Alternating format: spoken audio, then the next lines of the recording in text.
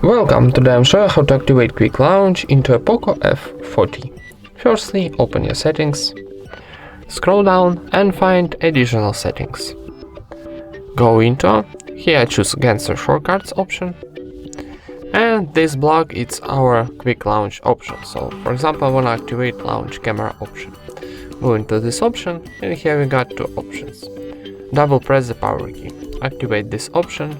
This position of switcher like blue, it's activate this option. So let's try. Double press the power key, and how you can see camera is open. And you can activate, for example, this option too. Double press to volume down when the screen is locked. Let's try.